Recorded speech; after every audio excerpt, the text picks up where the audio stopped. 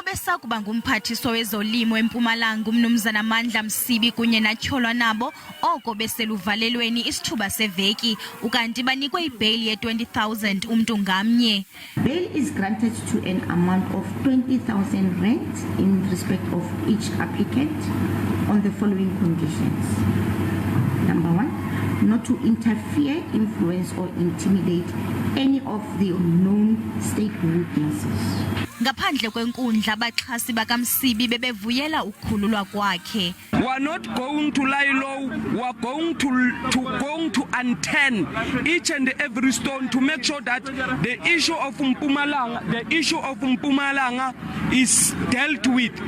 Khange kugqithe thuba lide okamsibi wabethetha nabaxhasi bakhe. The decision by the Honourable Premier of the Province to whether you can want to define it in English to dismiss me is accepted. But I'm going to speak about that decision, the abuse of state power. Ukamsibi nesbini atyholwa naso anele mnisi kunye nonjabulo mkhonto bayalelwe ukuba babuyele enkundleni ngomhla wesi-6 ngoDisemba.